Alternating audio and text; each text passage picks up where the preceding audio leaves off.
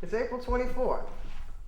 Today is the 24th. Today's April 24th of 2005, and it's my pleasure to introduce Stuart Bennett Vorpahl Jr. Junior. Well, we throw out the junior now because my father, he died I wonder. in 1970. He died when he was 50.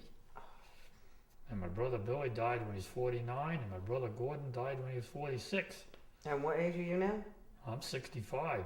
Well, you're I've been cheating good. now since I think in December 1992. From funny little feeling in my side, emergency open heart surgery. That was like December 10th, 1992, and then doctors allowed that I wasn't going to make. I wouldn't have made it to Christmas. Wow. And I just got a message to go get checked. Actually, I had to put a starter on my Caterpillar on my boat, and that starter weighs 70 pounds. And I took the starter out of my truck. Up at the head of the harbor there, 3 Mile Harbor. I got a 40-foot trawler. I took the starter out of the truck, got it on the boat, set it down on the hatch cover on the deck, and I had a little tiny sting, just like you get out of like a 1-volt battery, just a little bit, you know. Something told me that I looked at the starter and I said, Stuart, you're not going to put that starter on that engine today because it takes about 4 hours of labor to do this work, you know. Go home and call your bride. So I got off the boat, went home, called my bride about 10 o'clock in the morning. I said, I don't know, I think you ought to take me over to Medler's, Dr. Medler's, and have me checked, you know, and just do an EKG, just to see what's going on. So she comes home, and I'm standing in the yard there. She wanted to know what's the matter with me. How come I'm not down working on the boat, right? Wow, let's go over, you know. Good Lord, from there I went to, and that was also December 10th, 1992, if you look back in records. We had a wicked 3-day northeaster. It blew a gale like 60 miles an hour for 3 days. So I had also prepared my boat for that bad weather, got that done, then started the starter.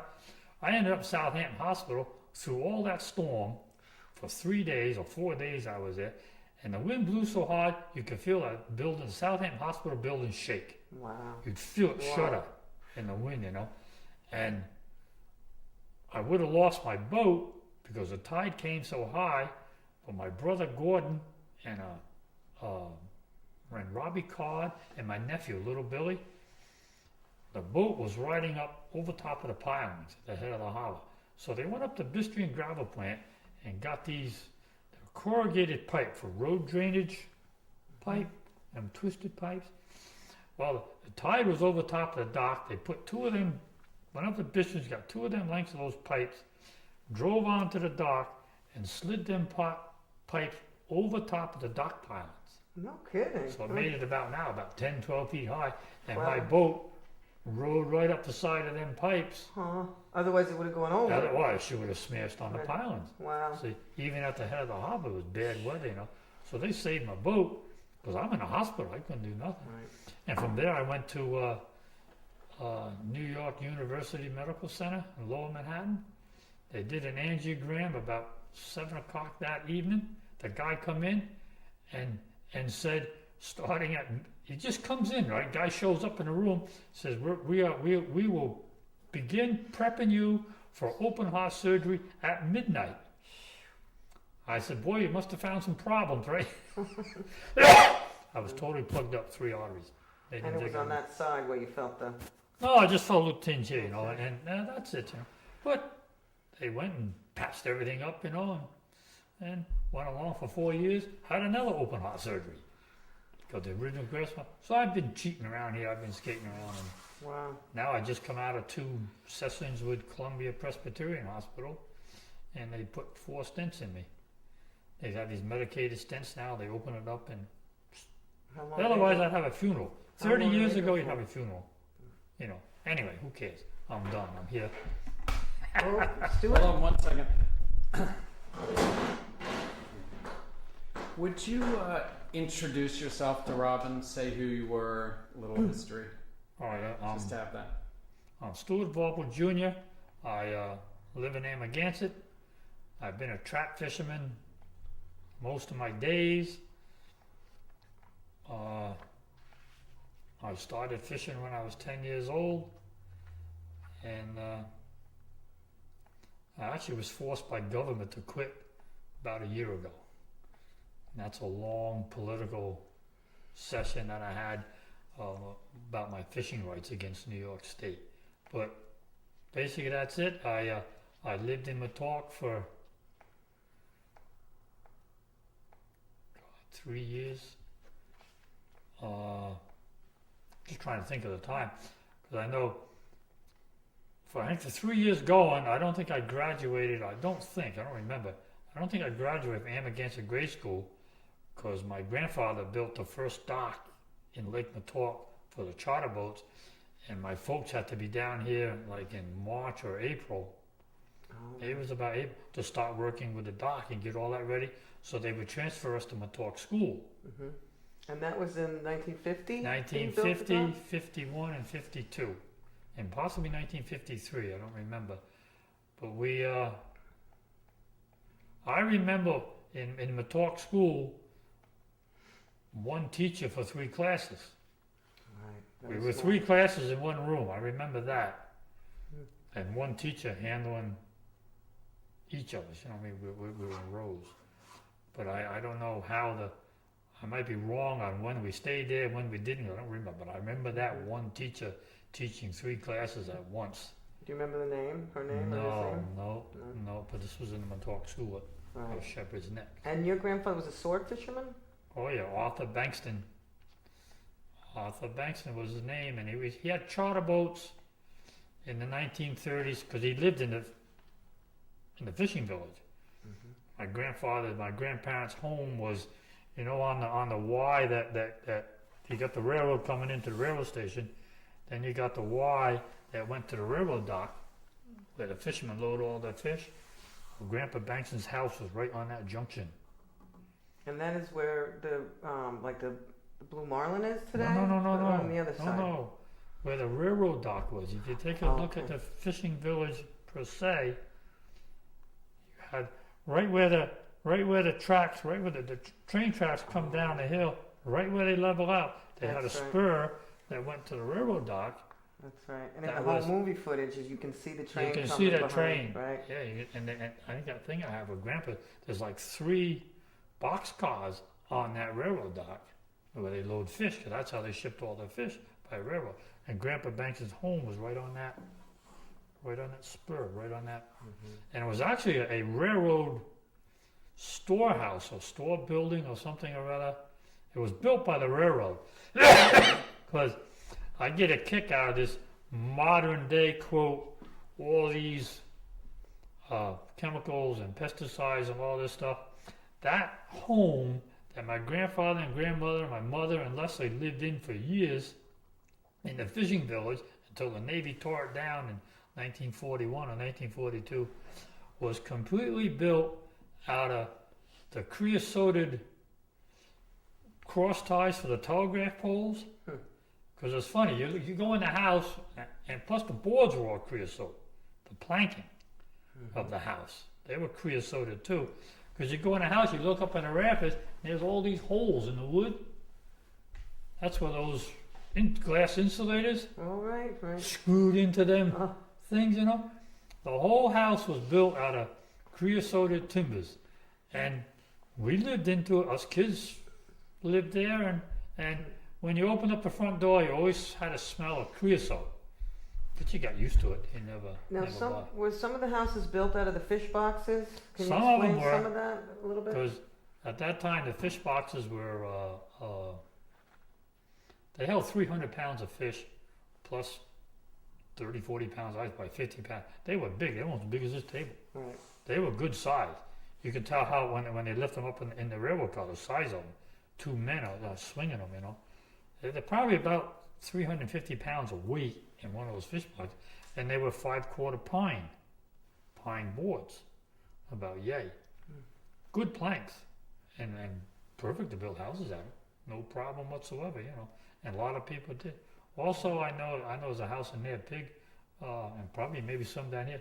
Same thing, lollipops were shipped in big wooden boxes, and they use those boards too. And plus, see, the fishermen, they all had stencils, and their names were stenciled on the fish boxes. 'Cause when their loaded fish went to Fulton Market, their boxes were cleaned out, washed out a little bit, and everything shipped back to Montauk. So the fishermen got the same boxes all the time, you know. For sure, they used them for building houses too, Yeah. because they were good boards, good pine boards, you know. Sure. Well, what I want to start with now, why do they say going on and off Montauk? Cattle drives. Is that because Montauk, was it ever an island? No, Is no, there, no, they no, just no, say no, on no. and off? Cattle. And- Cattle. You drove the cattle on in the spring. You drove them off in the fall. Okay. Because I say it sometimes. I'm going on Montauk. Right. People don't have a clue what I'm talking about, and I don't bother explaining to. I've stopped explaining a long time ago. Same way, I'm going on their pig, or I'm going off their pig. You know, same thing. But it has to do with the cattle. Okay. The whole cattle driving So pig. can you explain the proprietors and the Kentish concept of the freeholders and how it relates to the Montauk pasturage a little bit, so we have a little bit of that history? Like, how does that work? Or how did it work? Well, it's I gotta try to think how to do it simple. Right, That's the yeah. thing. Well, with the cattle The drives and how it relates. People think that East Hampton Town was that the settlers purchased East Hampton Town from the Montauk Indians. They didn't. The first settlers, I think it was 25 or 30 families, they purchased East Hampton from I think there's two governors, the governor of Hartford, Connecticut, and the governor of New Haven. And one of them was named Tompkins, I believe, and the other one was named Eaton, I think. Governors Eaton and Tompkins. I think it was a Greek name, Theodopoulos or something. It had a name about that long. It's a real long name. But the settlers purchased East Hampton Town from the Southampton Town line to the beginning of the highlands of Montauk, and then it goes on to the highlands or the boundary line of Fort Pond, which if you go on the west side of Fort Pond here and follow that highlands and goes right around Fort Pond Bay, that was a separate purchase. And that was the purchase of the town of East Hampton. The Montauk Indian lands were under the terms of the patents, the Nichols patent and the Dongan patent. The Dongan patent of 1686.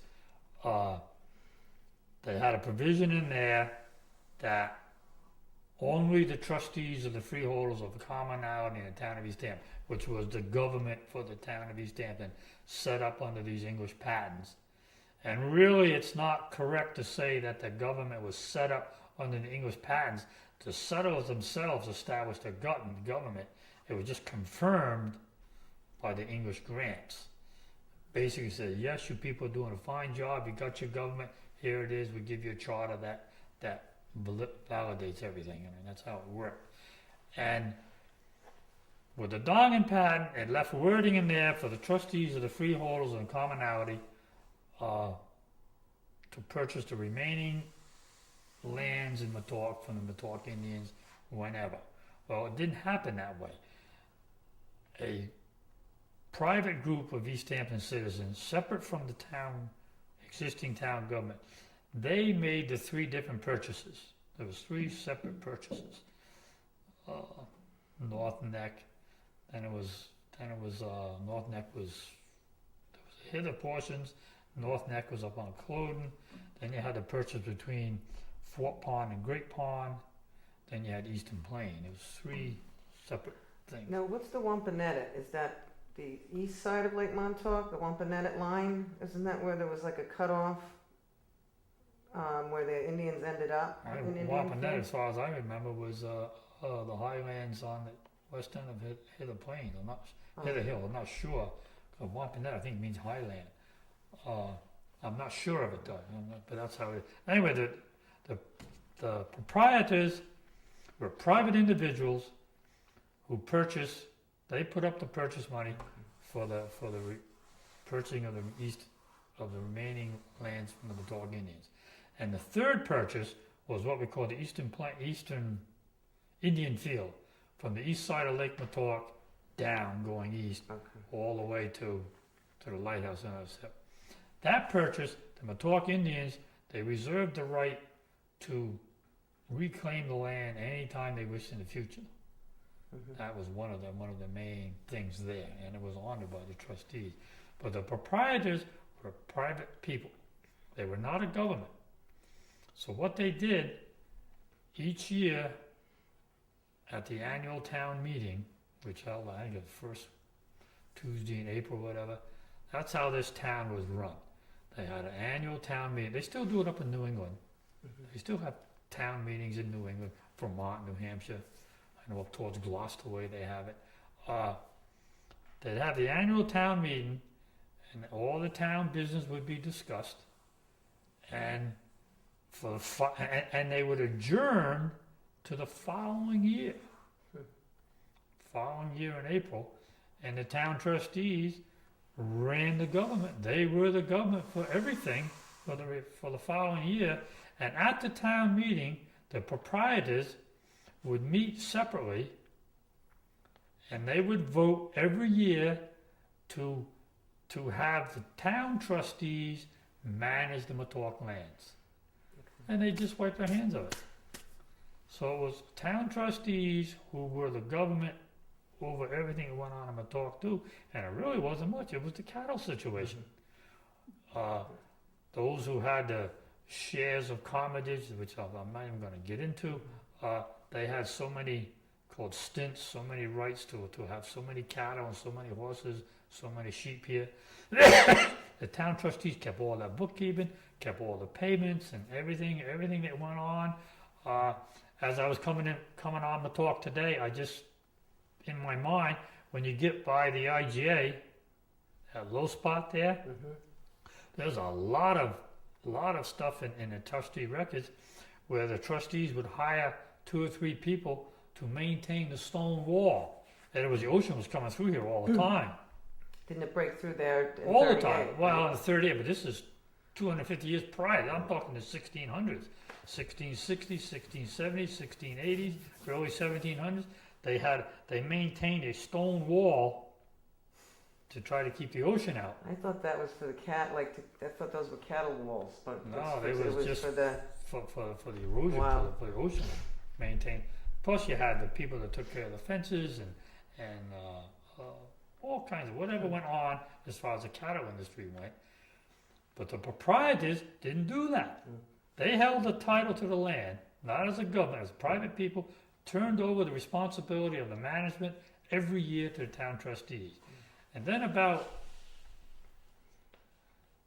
1848 or 1849, somewhere in there, the town trustees also collected fees from bringing your cattle on and corn or whatever, if it is, it's whatever was going on. The trustees collected fees, and that money was supposedly to go back to the proprietors. The trustees did the collecting of the taxes. I guess you can call it a tax. It cost you so much to put 100 horses here, or 50 sheep. They had a sheep rate, a horse rate, different levies or whatever. But the trustees did it as a government. But the money that they got off the lands in the talk had to go back to the proprietors because they were the owners. So they were like the middleman. Yeah, sort of like, yeah. And it was a crazy setup for a long, long time. The trustees should have kiboshed it about 1690 and it would have been done, but they didn't do it. So I think 1848, 1840, somewhere in there, maybe 1850, the trustees got fees and stuff from cattle or whatever it was. They decided to keep the money themselves and apply it to building a road or whatever for a general town governmental use or whatever. I forgot what the deal was. Well, the proprietors got upset because now they weren't getting the returns, right? So they sued the trustees. The proprietors sued the town trustees that they own the land and the trustees have no authority over the lands unless the proprietors say so. Now the proprietors were saying, get out of here. And the proprietors won the case in 1852 in Brooklyn Court. The judge agreed that the town trustees had no interest whatsoever, none. They had to transfer all the documents, everything over to the proprietors and all that.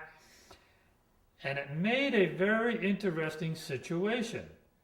Here the Brooklyn judge virtually removed government from Montauk.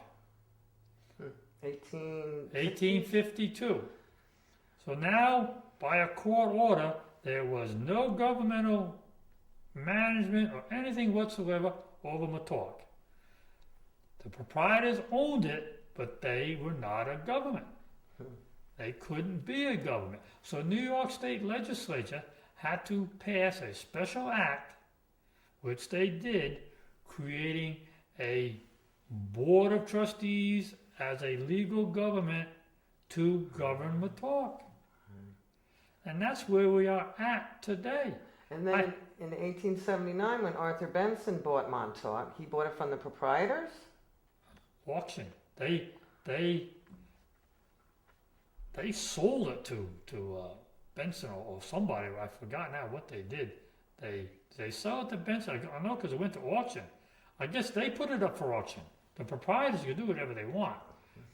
New York State created a board of trustees to govern Montauk, and they did so for about 25 or 30 years. They held meetings or whatever they wanted to do. They did all the governmental functions that the town trustees used to do. See, that's how it worked out. And then the proprietors decided to sell it, and they sold it at auction. Yeah, they sold it at auction, and Benson bought it. Well, 156,000 or Something like that, yeah. somewhere around there. Yeah, about there. About that's what it was. And Benson right away got his money back, sold the railroad rights. To Austin Corbin? Long Island Railroad. Yeah, Austin Corbin with Long Island Railroad. He got his money back right off. Bing, just like that. Now, the Montaukans that were here then, they were moved to Freetown. Now, did Gardner set that up for his free slaves, or is that not true? It's where I live now. But I was told that Freetown was started by Gardner when he freed his slaves, and that was why it was called Freetown. Maybe so. I have no idea. I know it's over there by where I live. Down by the church, Baptist church, right? In there? Well, I know Abrams Path, between 3 Mile Harbor Road and Springs Fireplace Road. Abrams Path runs through there. There was Olympic Heights subdivision. In there. Okay. All that. Right. Red Thunderground, he had a teepee there for years. He exercised his right to live on there. The land. Yeah, to live there. And that's what I always knew as Freetown, and that's where Benson removed the Montauk Indians to, and he did it illegally. I mean, there's nothing valid at all what he did. He went off them like a $10 bill because see, that's the other thing. Part of the auction, the rights of Montauk Indians couldn't be extinguished. They had the rights to Indian field. They had rights to cut wood or whatever, wood cutting, whatever, and hit the woods, because really it was mostly all plains. It's all grassland here. That's what I'm talking about. The rights of the Montauk Indians, with the original deeds and everything else, went with the auction. They were right in tied together. Couldn't extinguish them. See, but and then you had this. And George Washington, I think 1787 or 1789, he signed what was called a Non-Intercourse Act, which what it meant was that only the federal government could treat with the American Indian nations and peoples and tribes and whatever. And by the virtue of that federal act, Arthur Benson couldn't go around handing these Montauk Indians $10 bills and have them sign away their rights, which is what he did. See, totally illegal. I mean, crookeder than a ram's horn, but he wanted to get them off the land. He wanted to extinguish their rights. But I got this dumb idea in my head. A fraud is a fraud is a fraud. A $3 bill never becomes a $5 bill. No matter how much you stretch it, look at, do what you want. It still stays a $3 bill. So a fraud then is a fraud now. Sure. You know, it's just illegal, just done. That's what they did. Now, Austin Corbin, was he the first one to come up with the idea of making Montauk a free port? Oh, sure. Was that the first time it came up? That was his big dream, and they really had plans for it. Because, see, all the activity was Fort Palm Bay. That's it, 100%. Fort Palm Bay.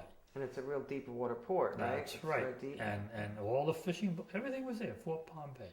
Lake Montauk, after Fisher dredged it out, that was, the yacht club was there, and real bad storms, the fishermen would take the boats in there to moor. And then they come right back out, because Fort Pond was where everybody moored and everybody fished. And Austin Corbin, he was going to build a breakwater, I think coming from Rocky Point. Come out with a big breakwater, sort of protect in here, because that's the worst winds, the northwest winds. And yeah, he had a great plans for Lake Montauk, and the stupid nut got, I don't know, I think it was either he was riding a horse or he was on I think he was in a It wagon. might have been a car. Yeah, it was a And he cracked up and he crash. smashed him against a cement wall up there in Vermont somewhere and killed him. So what did they have the boats moored on out in the bay? They had them on Poles. spires or Yeah, stakes? poles. Everybody moored them on poles because it would give. It would Robin, bend. weather. Oh, do we know who Austin Corbin is? He was Or the no? president of the Long No, I Island know, Railroad? but in- Or- I'm on sorry. tape. Yeah, okay, yeah. Austin Corbin, he was president of the Long Island Railroad. He's the one who probably him and Benson were in cahoots before the auction even come up. You know what I mean? Because he wanted to get the railroad down here, then built his whole oceanic port, seaport, and the free port of entry and all that stuff. You know, because I actually see Sag Harbor was a New York's port. Right. Sag Harbor was the port of entry, and he wanted to do the same thing down here in Fort Pond. And it would take a day off. Of course, they'd all go in to New York and the Long Island Railroad. It would That's take right. a day off of the That's travel. Connect everything with So the it was all steamships connected, and with his railroad and all that good stuff, you know. And he went and got thrown out of a buggy or something up in Vermont or New Hampshire. Now, just to get back to the That was the end of Indians, it. the Montaukets a little bit. Now, with whaling, there wasn't really whaling going on in Montauk, but the Indians went off to whale. How did it work with that? Well, they whaled all along the beach. I mean, Out here in you Montauk? you gotta see. We got wrong attitudes today. You know, back then there was no townships. You know what I mean? It was one straight shot. I mean, Montauk's had jurisdiction, God from here to about the Smithtown, and well, the Shinnecocks had theirs, but they had to pay tribute to the Montauk. Everybody, all the different tribes, had to pay tribute to Montauk, because the Montauk was the senior Were they? Yeah. political group, shall I say. They were the ones. They were the ones you with know. the power. Yeah, they were the ones in power, see? But it wasn't townships type, because there were none. No such thing. They were just one straight beach to the end, one end of the island. And they fished and worked all along, see? So, I'm from where the beach starts here, going west, you know, they work all them areas. Whatever happens, whatever went on, you know, and they did more probably with drift whales Yeah, that's right. as So, far as yeah. oil and food and whatever Mhm. than actually harpoon them. But they also figured out how to go, because they made big canoes. I know Wandance had a canoe that held 40 people. Wow. Because how I know about it is he made a visit to Gardiner's Island, Wyandotte and his people, and I think Lion Gardner directed some of his men to roll the canoe up on the beach to protect it, and they didn't. They screwed up, shall we say, and it got busted, got damaged, and Wyandotte brought suit in for the general court for the town of East Ham for damages to canoe, and he was paid to took care of it. You know what I mean? But that canoe carried 40 people. Wow. So, and they had no problem using them to whale or slightly smaller ones. You know what I mean? Mhm. They would trade to Rhode Island. They Yeah. would trade to the vineyards. You know, and they Didn't would they- just go Block Island. Didn't they go up to New England and teach them how to whale? The Montaukets, weren't they like the? I don't know that. I don't know. Heard something I don't know. like that. But I know as soon as the settlers came here, they knew the Indians knew how to hunt whales from the beach, and they would hire the Indians to do the harpooning and all the real fine work, And I know Samuel Moffat had a crew, another fellow by the name of Cox. They'd have 2 or 3 whaling crews, and it would be mostly crewed by Montauk Indians, and the trustees would pass laws that nobody could interfere with the Montauk Indians because of the whaling design. It wasn't a whaling fishery; it was a whaling design. That's how they described it. And they and East Hampton Town, Southampton Town, they protected the Shinnecocks. Nobody could mess with the Indians because of the knowledge of the whaling fishery. And that last whale that was taken, now that was Captain Josh Edwards, 1907. 1907. Was the one that Oliver Osborne got in Wainscott, was that its baby? I had read I don't somewhere know. that he I don't got the know. baby in Wainscott. That was the last one that the Osborne family took. I have no idea. No. But I know that last one, that was a right whale, and the bones hung in the Museum of Natural History for a long. I I remember. don't know if that, it's still there or not, but I know that's where it all went. They laid it all out. Do you have that story on tape, Robin? From No, someone else? no, That last whale? no, the last whale taken. Tell us about that. Tell Robin about that. Oh, just that it was the Edwardses who got it, and they sold the bones to the Museum of Natural History, and they put it all back together, and hung it in the Museum of Natural History. It was there for a long, long time. I imagine it's still there. I don't think they got rid of it. It was a right whale, full grown right whale. Plus they got the blubber and whale and oil and all that. Right. They saved that. Well, let's move on to Fort Pond Bay Village. Now, some of the families, and now they did trap fishing, right? Mostly over there. Most of them. And maybe Pound tell a little nets. bit about the pound traps and the Menhaden, the bunker boats, the whole fishing thing that was going on at the turn. What was it, Well, 1880s, 90s? Yeah, they it probably started before that. It was mostly all pound nets and good size. I know Nat Edwards. I know he had an 80-foot fish trap northwest of Culloden Point. There's an 80-foot hole there, and he had a fish trap in it.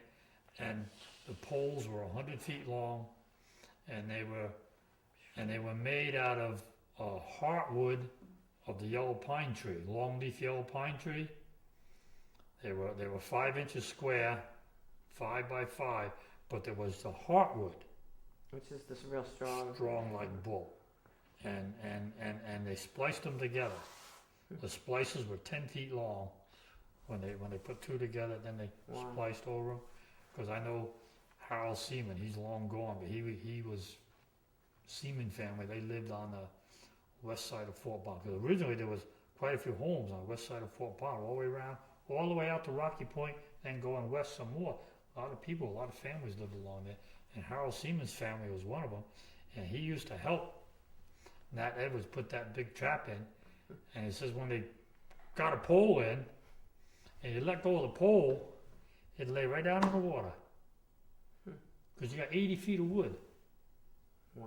See, and it's only 5 inches. That yellow pine is limber, and it would just lay right down on the water if you let it go. So they'd have to drive a pole, then guy it with anchors, then go get the next one, and go get the next one, and they do the whole set. They fished like that, And they said he used to catch a lot of sharks in that one. It was a big problem because they chew the twine up, Right. all kinds of sharks plus everything else, butterfish and whatever, But they had a lot of large traps in Fort Pond Bay and even Gardiner's Island. I know there's probably 130, 140 fish traps from Eastern Plains Point and Gardiner's Island all the way down to Montauk Lighthouse. Wow. They had them all along. During the heyday, there was that Yeah. many. Wow. Yeah, all along, Wow.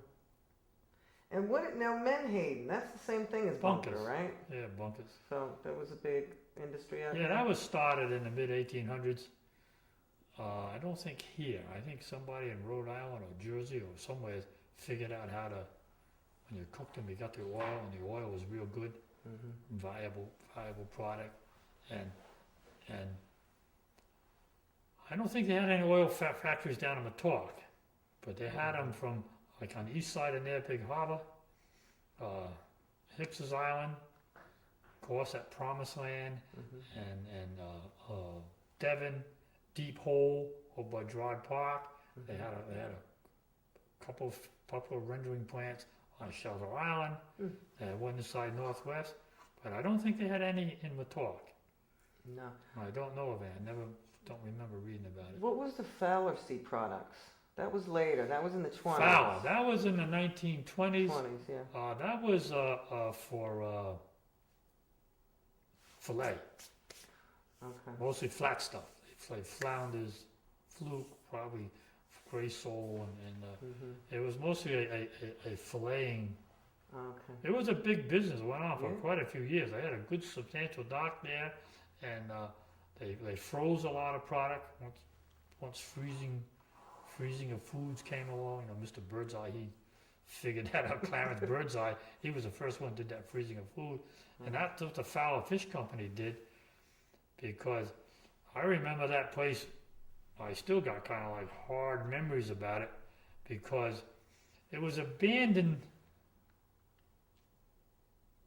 during the war, I guess, or right around in that period. It was pretty active, about 25 years or so, better Fowler Fish Company. And then it was all abandoned. I have no idea why. But when my father in 1955 decided to build a freezer up where Stuart's Seafood is right now, right there, you know, that when they come down the hill, that first little peak build, that was original, just a freezer. Wasn't here to there long, just a small thing.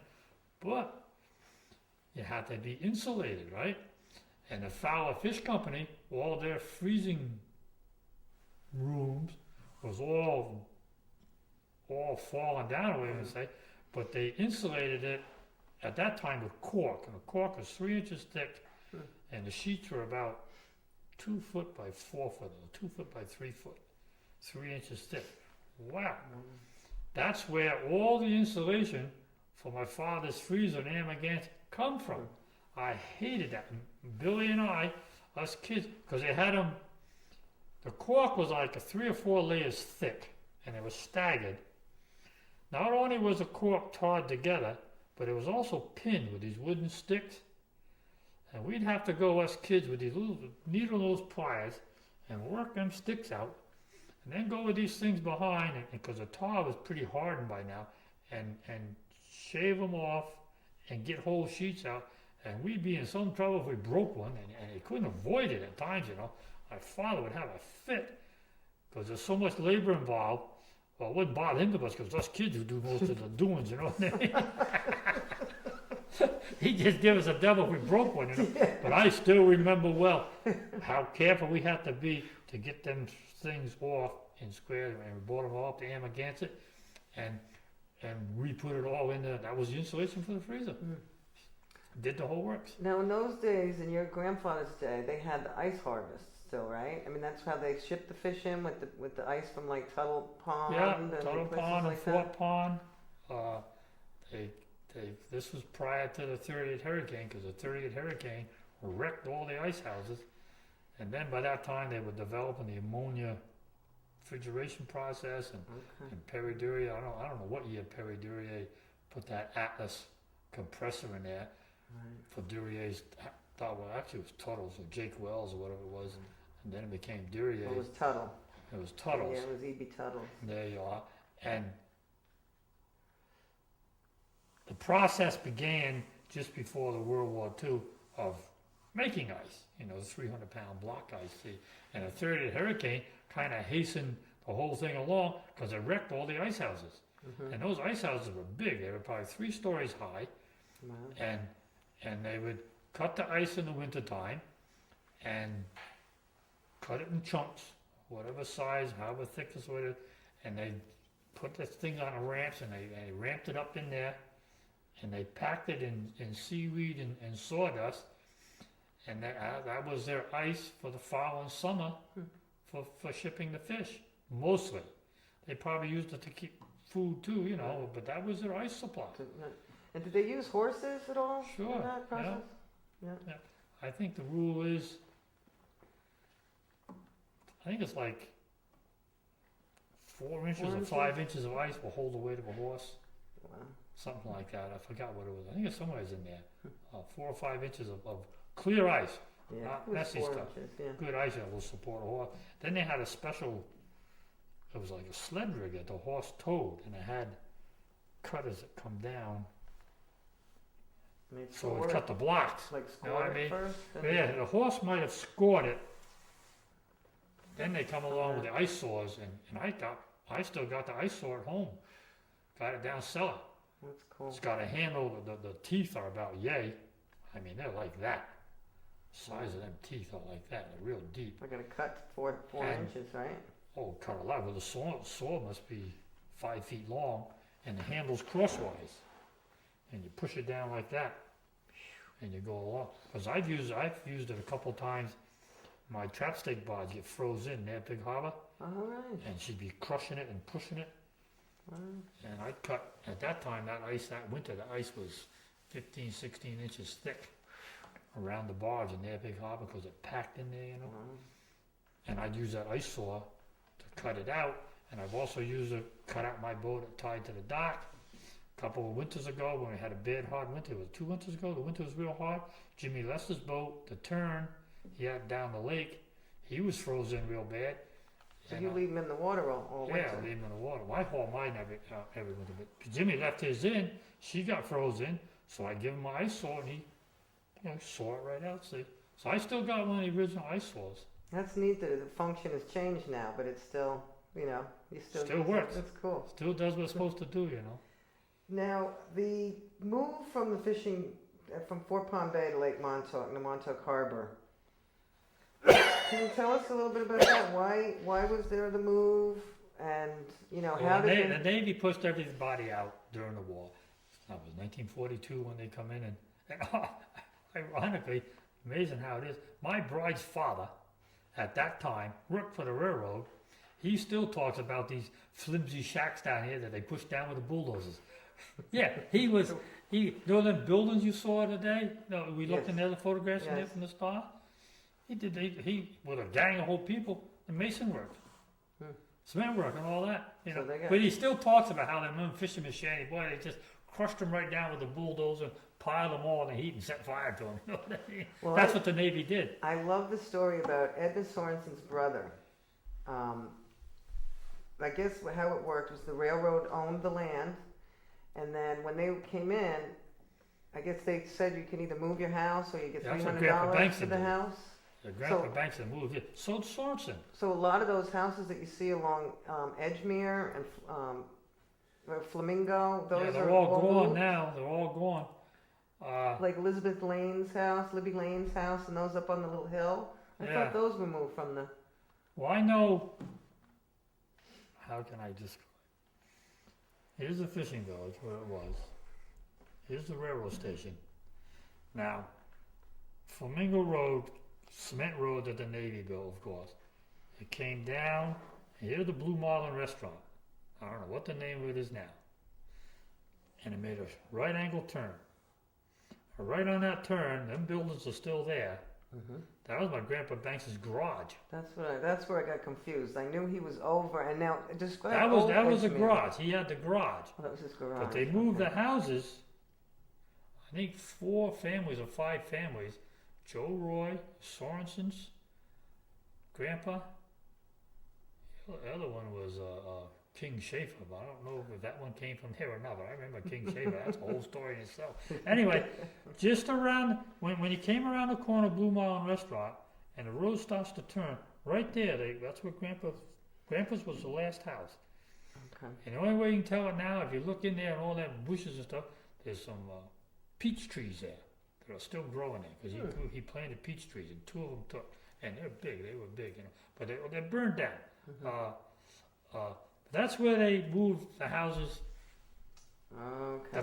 that people wanted to save. I think they might have took some over to Shepherd's Neck because Right. them days moving houses around was like nothing. And Industrial Road, there's a few like Jake It's- Wells's cookhouse is the first big yellow one there. Yeah, they moved them. They got them out. Some people saved them and moved them around, And Grandpa, because I always know when you sit at the kitchen table in Grandpa's house, Grandma Bankson would always say that there was a mark on the wall, a little above the windowsill. That was the watermark of the 38 hurricane. So the house survived the hurricane. The house survived the hurricane. It got knocked off its foundation, twisted around a little bit, and they lost the chimney, I think. And the chimney wasn't nothing anyway, just a cement stuck on a post type thing, you know what I mean? But they salvaged the house after the third hurricane. And literally, Grandpa put it back, and, lived there, 3 years more? Till the Navy come along. Well, because it was made out of the creosote poles. Tough stuff, You couldn't knock that down. Yeah, they put it back. Now, the old Edgemere Road, though, there was a big hill like there was. Oh, yeah, that's... Describe the change in the road there, the environment, how they changed. It's unreal for me. That's why Flamingo Road, or whatever, Edgemere, whatever it is, came all the way down right past the railroad station, made a sharp turn, and there was the Blue Marlin restaurant. Well, the reason was there was a hill here, same height as the Manor Hill. And you had a road up here, which is still there, sort of like, but not used very much, that went in to where the tennis court building was. It was a huge valley. Huge valley. It was called Massacre Valley. That's where when his daughter was being married, and the Narragansetts coming and made a mess. The Council Rock was up in that corner, that huge quartz rock. Well, that was the Montauk Indian Council place. Right. That's why it was called Massacre Valley. But for Stuart Vorpahl to say talk about Massacre Valley when there ain't nothing there but flat land, they say I be smoking the funny stuff, The truth is, that hill was as high as a Manor Hill. When you came out of the back door of the Blue Marlin restaurant, they had dug in that hill just enough to put their garbage cans and stuff, and it's just a straight hill. Right up. Yeah. And now we live across the way from this hill in Grandpa's house, and it was all, when I was 10, 11, 12 years old, 10 years old, even less, Montauk was all grassland. And the grass was about beautiful stuff, not that high, because there was no, Montauk now has been ruined. There was no bushes, no bittersweet, none of this stuff that's around there. Trees and all over the place. There was nothing. All grass. All grassland. Is that from the grazing? From the grazing, right? The cattle kept it down. And all the shrub, nothing couldn't exist. All grass. And we would, crazy how kids think, but anyway, we come out. We come out of Grandpa's house, right? And just for a challenge to see who could last, run up the hill, heading south. Run up, because the Montauk Firehouse was just a little building stuck in that corner. Because Grandpa Bankson was one of the founding members of it. At the base of the manor. At the base of the Manor Hill. And you go right across the street, a little narrow road, right across the street from the Montauk Firehouse, it was another hill, went right up. Us kids would challenge each other, run through that grass, run up the first hill, go down to the Massacre Valley, and then run up the Manor Hill. You see who'd get there first. King in the Hill. Plowing through that grass, right? Wow. And I still remember that. We'd be charging through that grass, But plenty of ticks. Well, I was going to ask you about the ticks. Oh boy, you'd be covered with ticks. And and every time we went out, whenever we went there, whatever we did, when we got back to the house, tick check. Could not go in the door. Tick check. We had that when I was a kid with tick check. Grandma, my mother, my father, somebody would check us each over, and we knew that the brown tick, what they call the dog tick, that would give you Rocky Mountain spotted fever. But they were really worried about that little teeny tiny black one, the deer tick, because that would give you Montauk knee. That little teeny guy, see? And that's the one they were all concerned about, because you really had to look for that one very hard, see? But they gave you Montauk knee. What it is, it swelled up your knee, swelled up your joints. Well, years and years later, it's now called Lyme disease. Right. Back then, it was Montauk knee. That was the medical situation. And there were people around here who suffered from it, from them little ticks, But then in May, as soon as that grass got up pretty good, everything was burned off. Right. Right. Talk They- a little bit about that. How did they they do would- that? Like They control would, the burning? fire department would just, generally in the evening, early evening or whatever, when the wind died down, they knew there wasn't wind gonna, like lots of times, winds would blow hard southwest during the day, then like 4 or 5 o'clock it start to burn down, die down. They'd burn off Shepherd's Neck. You know, and they would just watch for the few houses around, whatever it was, and next time they'd burn off Cologne, and they'd burn off where we were, you know, and across the street, burn that hill, burn Old Manor. Then they'd burn down towards the golf course, you know. They'd burn down by Gravesend Road, all down through there, you know, and they'd go on the east side. They burned off the areas. When the ticks got showing up good and the grass started growing up high, and that was another reason why you never had all these bushes and bittersweet and vines and all that junk and trash, because it burned it all off, see? And I'm trying to think of how long it was before the green shoots of grass started to grow, and I don't think it was a week. I ain't kidding you. I mean, it was quick. It was black and charred, and we liked it when they had it. It was all blackened, right?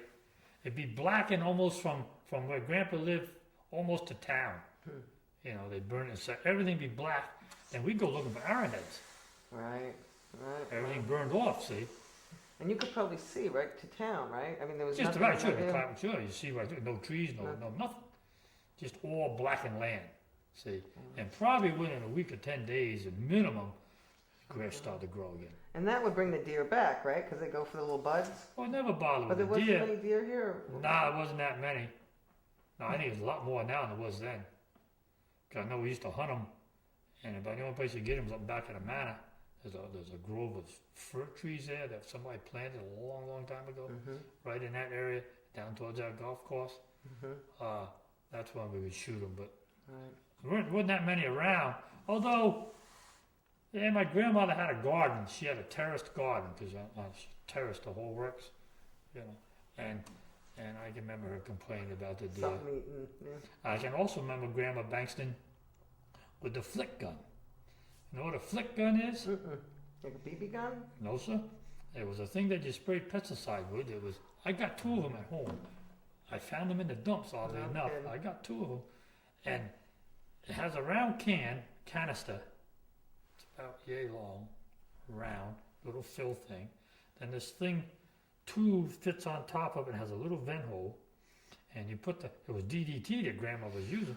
She'd pour that DDT into that flicker, and it had like a plunger handle, like a bicycle pump thing. Right. And you go, I can remember Grandma flitting all her vegetable plants and all that with DDT. Then you'd be eating them for Oh, for sure, you know what lunch. I mean? It was, boy, that was a good way to kill all the bugs, right? Beside the creosote and the DDT, how are you still alive? Yeah, you know. Oh, yeah, Grandma, I can still see Grandma going with that flick gun, doing all her tomatoes and all her vegetables, all that she had, you know, but she would complain every once in a while. The deer would come in and eat around, you know. We'd have to put wire over things or whatever, but really not really serious. What happened to the hill, the other side? Oh, They, all right. Yeah, tell us what they use Yes, it for. the hill. Alex Joyce took out a lot of it, and really a lot of it went down to the Montauk, the Army base. Down Down Camp to Hero. Light. Yeah, down to Light. What it was, and they started digging mostly on that north side, because it's a huge thing. And in the morning, about 8 o'clock or so, 6 or 8 Army trucks would show up, and 35 or 40 Army guys with shovels. No And kidding. they'd back the truck up to the hill, and they'd load those dump trucks by shovel. And about noontime, they'd have all of them filled, and they'd go down to Camp Hero. You know, that went on constantly. And then I know Alex Joyce took a lot of fill, a lot of fill, and dug it out. The people just, it was tens and tens of thousands of cubic yards of free fill. And they had worked from where Grandpa's house is, right across the road. They started there first, and they kept working this way. And eventually, there was a huge straight cliff. And the barn swallows, or the cliff swallows, I guess, the ones that made the holes in the Yeah. hundreds and hundreds and hundreds of them, the whole thing would be just. They do a band about.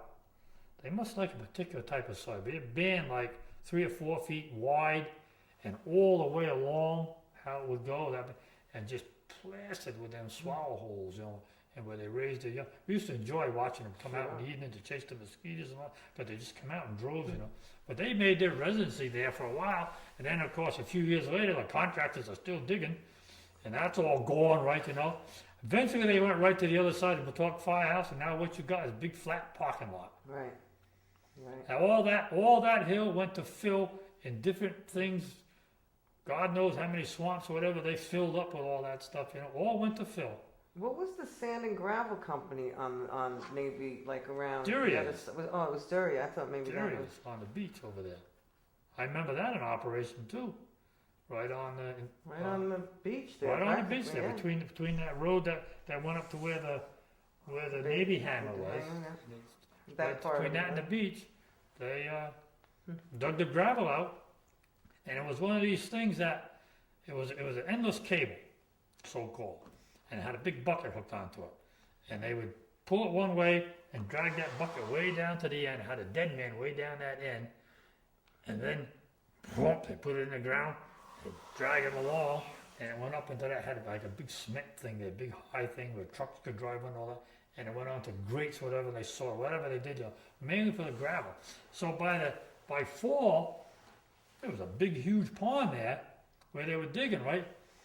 And over the winter, it filled all back in with sand and gravel. Clever. Next spring, start all over again. It was Wow. neat. He had an endless supply. Smart man, right? Yeah, endless supply. What year was that? When was that going? Oh, in the 1950s. 50s, Yeah, right? in there, yeah. I have pictures from a gentleman who was one of the original shanties down there, and he's got a lot of photographs of it. That There he you gave are. us. Yeah. Yeah, good. Plus, across the track, south side of the track, they just dug holes there. South side of the road, Okay. the same area, you know what I mean? And Right across the track. Now, was that where the old dumps was? Explain, No, where no, was the no. old dump? The old dump was on the way to the docks. Oh. Culloden, Where? right? Up in Culloden? Yeah, in that area. Oh, okay. Sort of like backside of Louisiana Homes. You come, Flamingo Road now is just a straight shot. Yeah. It wound like that. It was That's what I thought. like a snake asleep, that road, you know what That's I mean? what I thought. And It about was. halfway coming down that hill to the northwest, there's a little roadway still there. Right in there was the Montauk dump. Right in there. By the Leisure-Arma home. Yeah. It's the between backside that and Wills Point Road, where the Culloden Point development Okay. is. Okay. And it's then. back in Yeah, they've there. got- It's now reserve land. now. Okay. They got It's a great. big They road. reserved the dump. That's hilarious. They probably don't know. But you know what happened with the Leisure-Arma homes? In back of the dump, towards the north and northeast, about north, maybe a couple points east, but pretty much north. There was a huge kettle hole. I mean a big one. And there was always water down the bottom of it, because we used to shoot black duck, green winged teal, widgeon in the fall down in that kettle hill. When the developers of Leisure-Arma home came along, they had lots of sand dunes and stuff there. They bulldozed everything in and filled up the kettle They hole. flattened it out in the land. Flattened it up and filled that whole huge kettle hole up, I you know. remember that now. Yeah. Yeah. That's amazing. There's still one pond over there on the south side of that all. Just one. One But it's little not small, that- yeah. Not like it was. I mean, that was a deep thing, you know. Now, speaking of shooting and hunting, and do you remember about the gun clubs that were up here? Like the Pelican Club was the East Hampton one.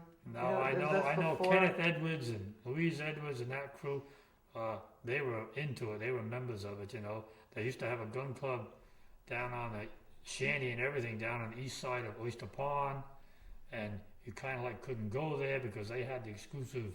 There was 3 of them. There was East Hampton, Montauk, and Amagansett, right? And each group would go to their own Yeah, hunting grounds. yeah, and we would invade them all. My father was never part of it, and neither were us kids, you know, because we started. God, it was 14. That's a story in itself. When I was 14 years old,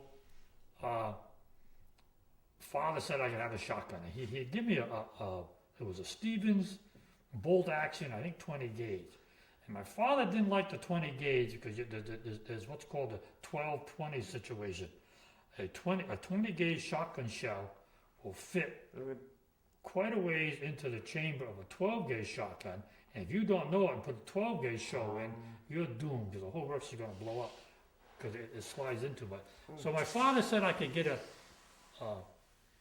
shotgun, and I don't know how I found out about it, but it was advertised. It was a Browning, and I still got the gun. It was called Sweet 16. It was a Browning semi-automatic 16 gauge shotgun, 6 shell single chamber.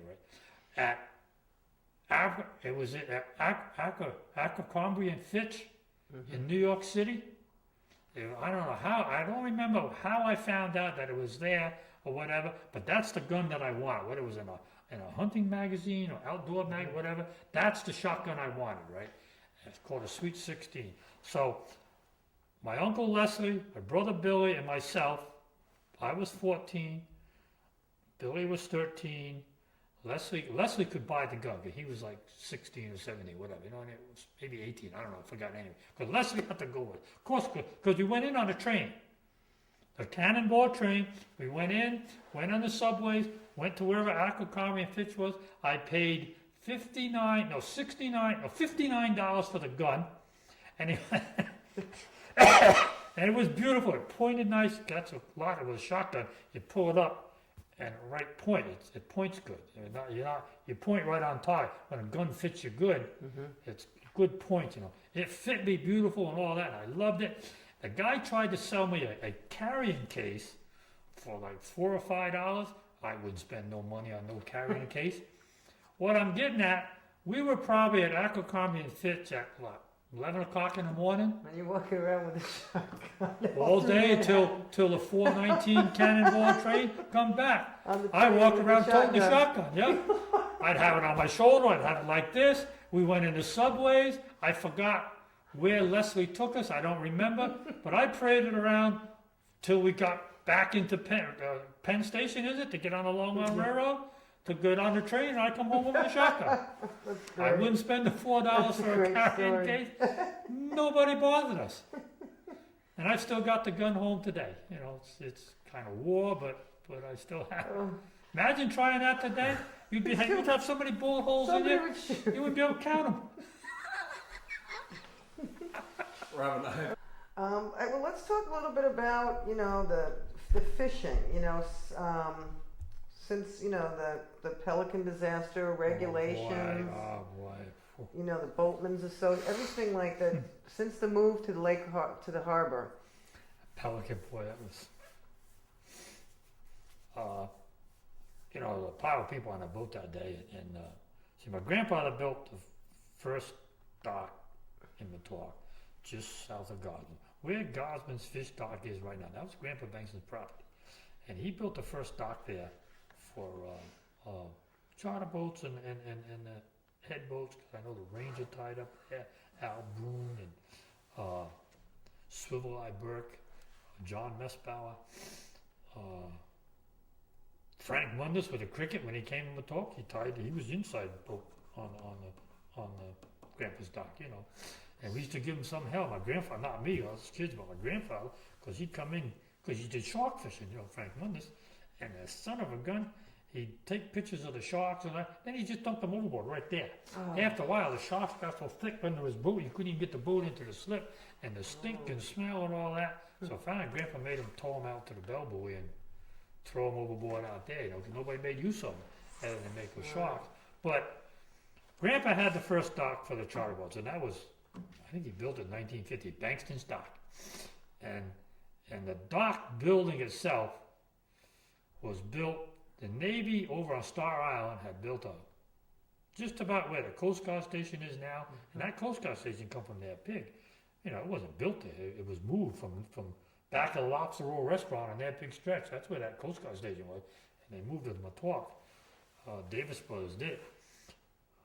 On Star Island, just about where that Coast Guard station is today, where the main building, the Navy had built a huge redwood water tank. and it was tall. It was a huge thing. And my grandfather got the tank. And that was another sad story, just about as bad as a Fowler Fish Company with the cork. Jesus Lord. What Grandpa Bankston did, he had old Pete Biston was just going into construction business. In fact, old Pete Biston was the one who cut up the 16-inch guns at Montauk and all that, you know. He was the one who did that. And Grandpa had old Pete come down with a crane, and that big water tank, I don't know what the dimensions of it was it had these big bands around it that held the things together, you know. Well, they had the crane take them bands off. And all these thousands and thousands of boards of redwood all fell in together like this. Us kids had to pick them all up.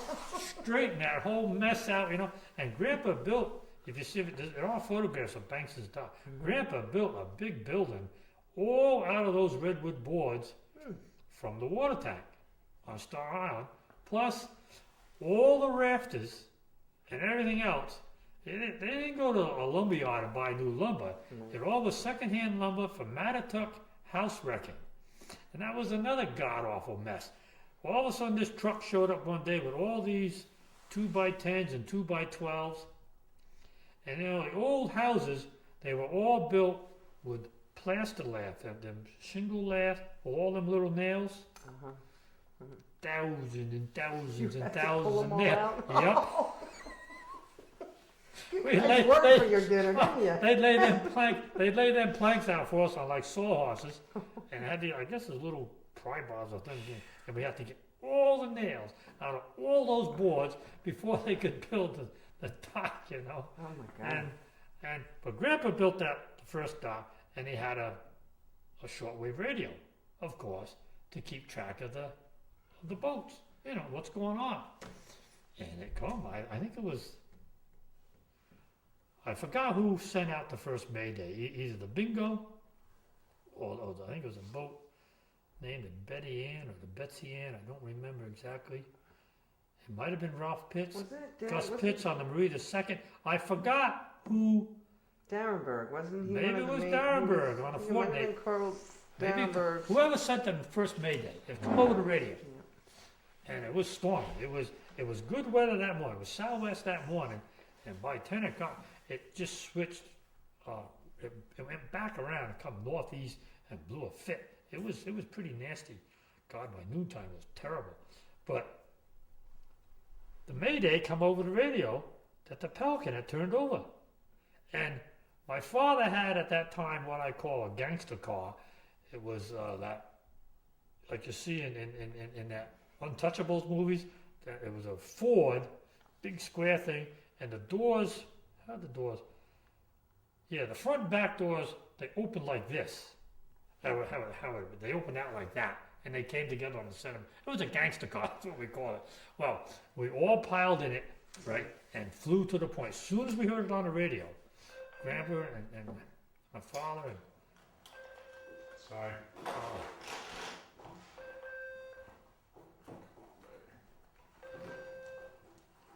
Sounds like a Mayday Got a call. gun, shoot it. Yeah, there's the Mayday It's call. the Mayday call. Perfect timing. Come on, turn it off. Trying to turn it off. Sorry. We all piled in the gangster car and headed to the lighthouse. And it's still, the boat was upside down. Just the bow sticking up. And a heavy sea on it. And we stood right on the edge of the bank, and she was about a half mile offshore. That's where she was. And why would it bother me so long ago? You know, I feel sorry for the people. Yeah. There was like 16, 17 people, and they all were hanging on the bow was up, you know. I don't need any tissue. Terrible. You want to stop for a minute? I feel so far. No, I'll get rid of it. I feel so sorry for because they couldn't do nothing. They were on that bow, upside down, and the boat's plunging in them sea, and they kind of like had their arms locked against each other. You know, they were on like both sides of the keel, coming some out onto the keel, and some were locked. One by one, one by one. Boom. Boom. Soon the count was 0. They all died. You could do nothing with them. And the boats were trying to get near them. I think the Betsy Ann or the Betty Ann, she got a rope on the wheel because she tried to do things, and it was so bad.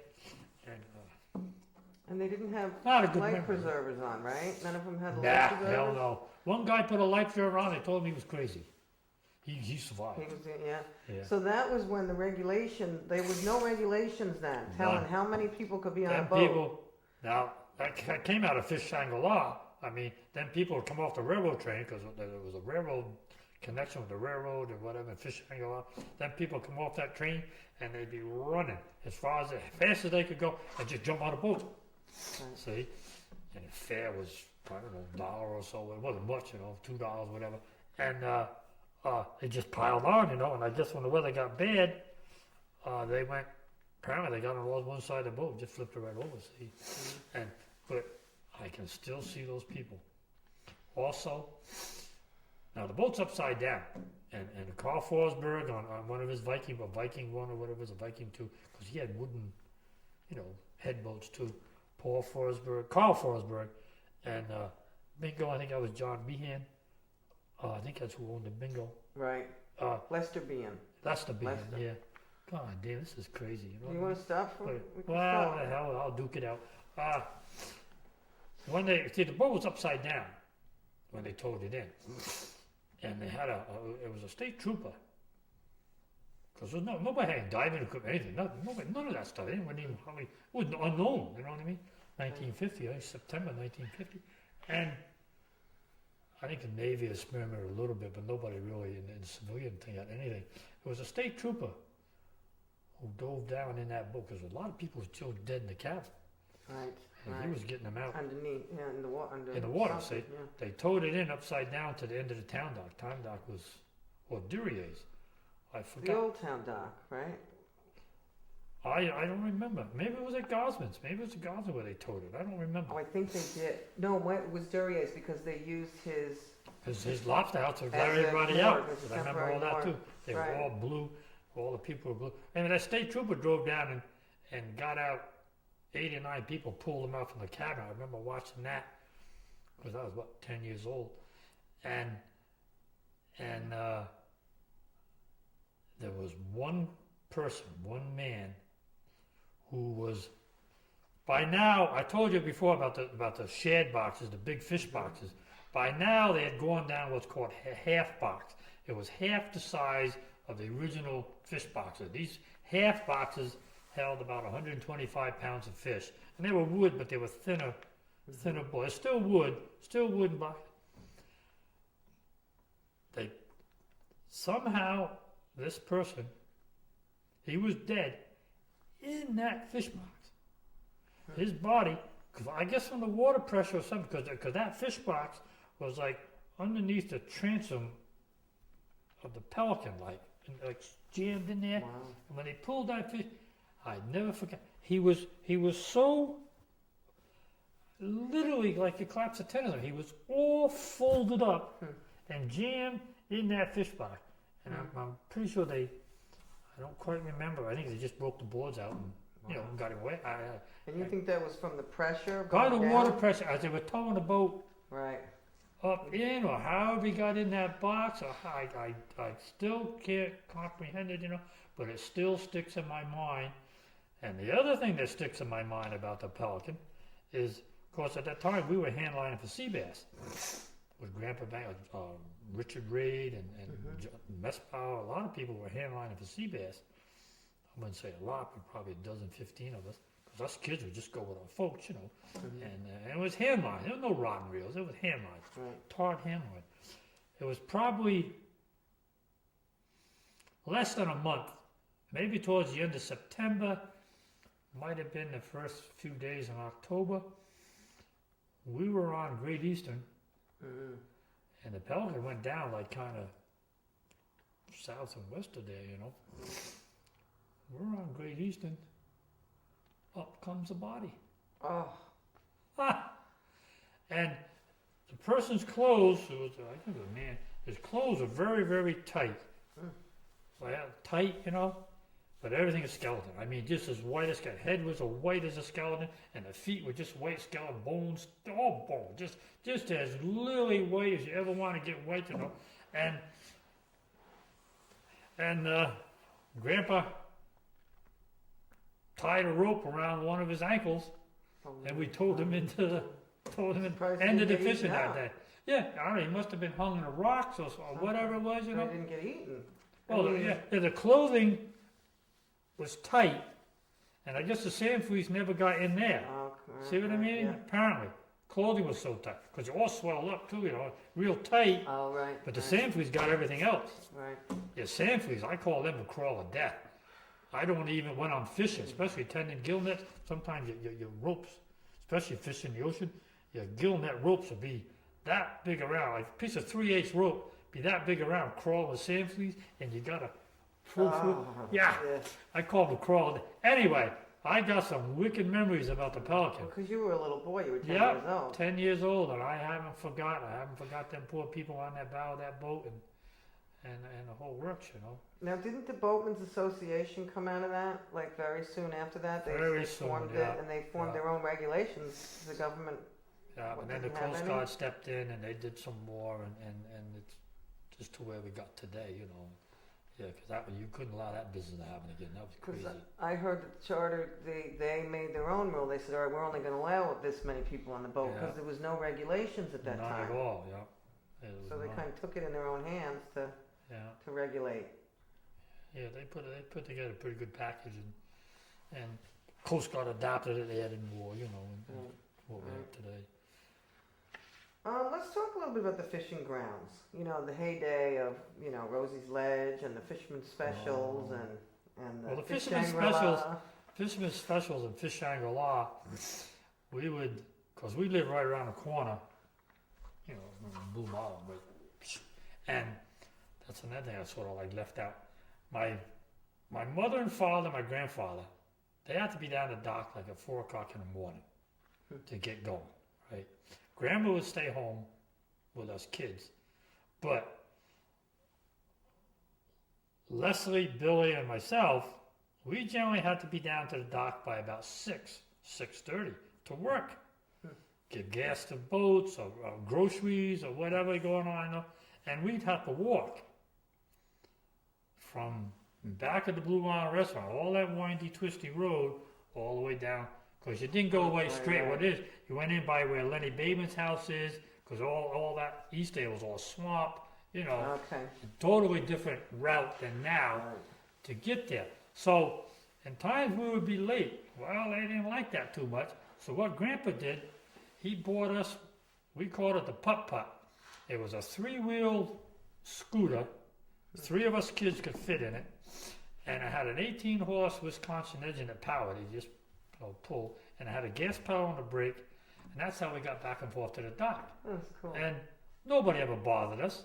Know what I mean? Oh, yeah. Plus, we raised hell with it, going up and down the hills and running all over the place, you know what I mean? But what I'm getting at is Fish Shangri-La, sometimes, like 2:30, 3 o'clock in the afternoon, we'd come back off from the dock, because they wanted us there mostly in the morning. That's when a lot of stuff is going on.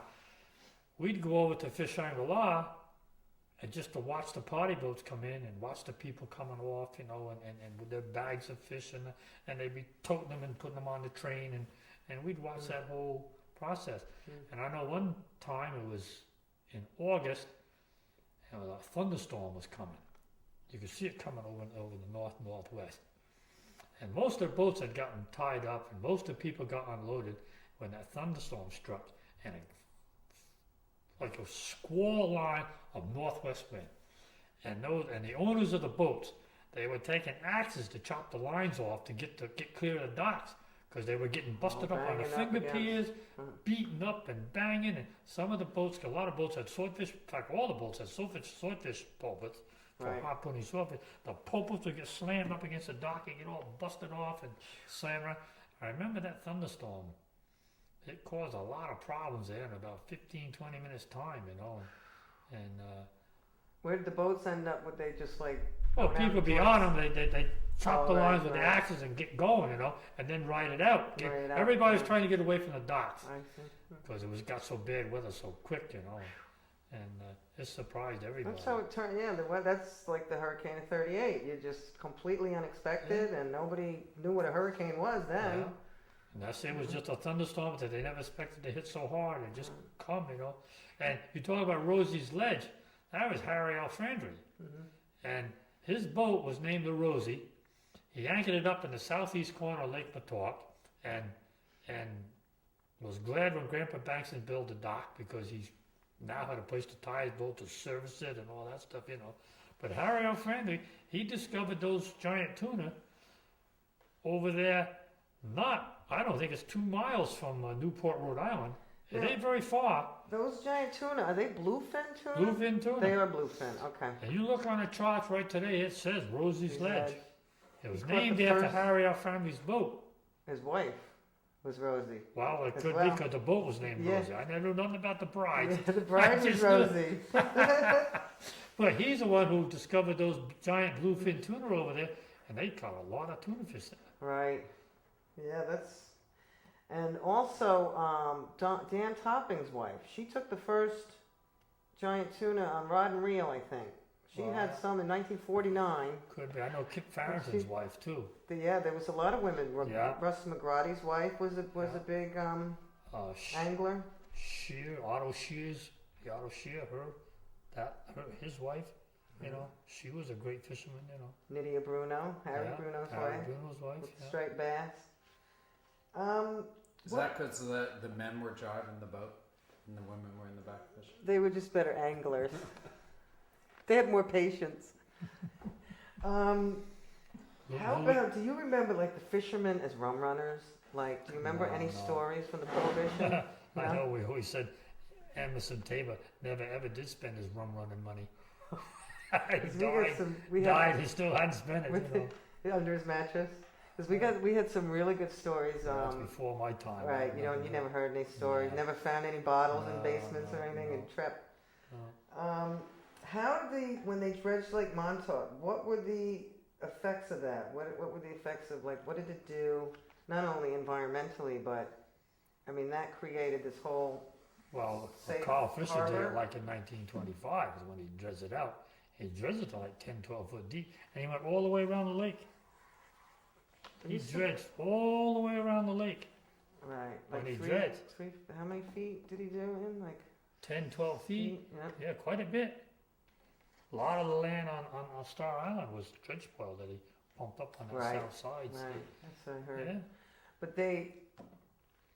that used to be the largest freshwater lake on Montauk. Yeah, that was fresh I mean, water. it must have had a big impact. No, nobody really cared or noticed. I mean, the town of East Hampton just let him do it. Sure, nobody No bothered. problems? No, nobody bothered nothing. Mm. See? And what it did, it made a huge oyster industry go on, started, clams, and the bay scallops, Right. plus the eeling that we had, and it changed the whole Right. That's what I. whole environmental character of Lake Montauk. It was called Great Pond. Right. In fact, we still have, sometimes we say we're Great going Pond. down to the pond today. Right. Only certain people know where we're headed. You know what I mean? Right. We're going to the pond, yeah, because we go scalping. We're going scalping in the pond. And Lake See? Montauk. Yeah, well, Lake Montauk, Lake Montauk is oyster pond.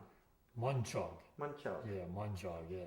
That's oyster pond. We did down there too, a lot of soft clams there at the time. That's where But- the Indians used to get all Huh? that. The Indians used to get all the oysters and stuff. Sure, from they there, right? knew what was going on, but they never had any scallops. They had their scallops up out of 3 Mile Harbor, but never out of Great Pond because it's fresh water.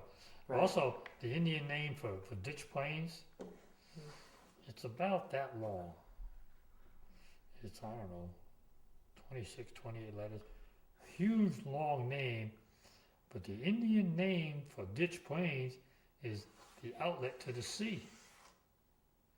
That's where Lake Montauk used to Okay. empty Right. into the ocean. Right. Like Opposite of like what it is Oyster now. Pond does to the Yeah, Brook Island Yeah, Sound. same thing. Same thing, see? Right. Also, Lake Montauk,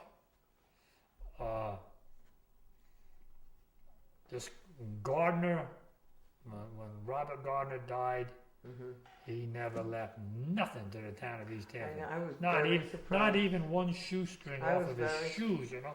Very Ah, surprised yep. about that. And it all went to auction, and his wife just wants to sell everything. He wants all the money. Well, the East Hampton Library, Tom Toomey, they went to the first auction. And the one thing that they did get, and it really is worth the price. I think it was $6,600 was the bid, but it's a British, the Royal Navy, British Navy, whatever, chart of Gardner's Bay Wow. and anchorages. Wow. It shows everything from Sag Harbor to Montauk. Lake Montauk, and this chart was this marine chart for the British Royal Navy was done in 1777, I think, or 1779. I think 1779. The chart was made. It's a good size. Like hey. You know where the Montauk Airport is now? And Reed Pond? That was all shown on that chart as water. It comes in, here's Bark Island Sound, and no connection, of course. It shows a piece of land. Right. There's no connection here. But it came in, now Lake Montauk comes down like this, on the east side, more or less. You know, it came in and went right back at them highland and them dunes, went right back where the county parks got their road that goes in there, right past it, goes way down to the eastern, and comes way back, way over here. Huge, much more water area than it is today. Now, has it been filled in? What, just evolution? It's been, or was Well, that with man-made fresh water fill? would just fill up. Okay, See, now when they made it tidal, and they're going to go to Ohio Okay. Block on Sound. right. See? So Right. that's where the change of level. But originally, the level of Great Pond covered a lot of territory. So it did have a lot of environmental impact when he opened that up. Yeah, well, that became land, basically, as in Reed Pond, a little Reed. And I imagine, I never really checked, but down on the south end, it probably went way across where the Montauk Highway is, running way south, almost to the ocean, see? So that's where it cuts through. Right. Totally different than what we all envision as today. Also, freshwater Fort Pond, all right? What we know as freshwater Fort Pond used to be connected to Fort Pond Bay. And what happened with that? How long ago was that? Well, 1779. Right. But that's how they show it on that chart. And there's that little pond on Industrial That's where it's Road. connected. You Yeah, got on that north little side of thing, Industrial Road. And then you have the That pond. was all so that connected. and that, so then Industrial Road is new. Fair, Oh, I mean, sure. relatively Yeah. speaking. Yeah, that don't even count. Right. You know, in time frame. Yeah, but it shows it's got like a channel or whatever, goes right into the Fort Pond Bay. So that means Fort Pond, quote unquote, now freshwater, was tidal. Right. Hampton couldn't be any different. And it was again in '38 when it got in. Yeah, inundated 38 with really the tidal. ocean. All the fish died then. The ocean come through. Yeah. Yeah. But did it go in '38? Did Yeah. it go? Did it breach the train tracks and go that way as well, or just come in from the ocean, from the south? From the south, the ocean came through. Yeah, and it didn't go wash all the way over the tracks and into the bay. Oh, sure. Yeah, Oh, it did. It, all it, the way sure. through. Everything. it encroached two places. Not only where the IGA Near is. Big Stretch to it. Okay. Cut the railroad We were track an right island. out. We were an island in What, '38. 3 days. If there's a hurricane Yes, again, yes. Yeah. like that, we would be an island again. Oh, sure. Yeah, We the railroad really tracks up in that big stretch on the east end there, Yeah. where that restaurant is. They tried to get the people out on the train. Some people scattered and went to the train, and they could Yeah, only that's get how so Grandpa far. and Grandpa got saved. What it is, when it got bad, the train backed up on the tracks, and all the people from the fishing villages that were there, some, I guess, made it up to the manor, but the ones who didn't, they got on the train, and the train just backed up in the woods. And there they set it out up there, because Grandma and Grandpa and Leslie, they went out, they got on the train. Now, was he at school at that time in '38? Was he one of the school Yeah, he kids? was 6, 7 years old, whatever. My mother wrote it out in the Perry's Lobster House until the boats and everything, pylons and everything else come through the buildings, and then they crawled up the hill to what was now Mallet Inn. That was the Right. Senior Perry's Perrier home. Senior, yeah. Yeah, they crawled up there. We got And then paid. General Kirk, didn't he have, wasn't that his summer home too? He married He a was Durrier. there. He was there too. Yeah, You know. But anyway, we're changing from the waterways here. But yeah. Well, But, it's part, you know, yeah. that was part of it. I was surprised to see that Fort Pond was connected to Fort Pond Bay. Wow. So I mean, Fort Pond was salt water. You know. Right. Do you remember any big natural disasters like that in your time? Big storms, like I know 54. Well, We had 54. You had those two two hurricanes. in a row, right? About 2 weeks or 3 weeks apart. Edna and Carol, Yeah. right? And then, what, was Edna the first one? I know we had think the so. fish traps. Don't they do them alphabetically? Wouldn't Carol be first? Carol. That's yeah. right. You're right. Yeah. Absolutely. Yeah, Yeah. I'm trying to figure which one got Carol. You got that But right. Carol was the big one. Yeah. Well, when the first one was coming, we had fish traps down at Water Fence. I think we had 2 fish traps. My father did, and he knew the storm was coming.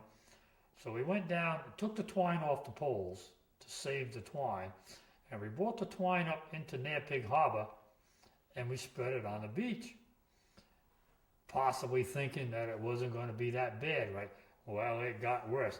And my father, that summer, he had bought brand new a Buick, black Buick, a 4-door black Buick. You know the ones with the fancy taillights and chrome, how that Oh, in the 50s, yeah. in the 50s, you know, fins how it and went. all Well, I guess they knew that this storm was going to be much worse and much stronger than what was predicted. My father, my brother Billy, and myself, we went down to Near Pig to salvage the twine, because my father was afraid now the weather was going to be bad, that the ocean would flood across the Near Pig and it'd all be buried or it'd be lost. And the wind was blowing out. That was in the morning. We were there in the morning. Wind was probably blowing 50, 60 mile an hour then out of the east.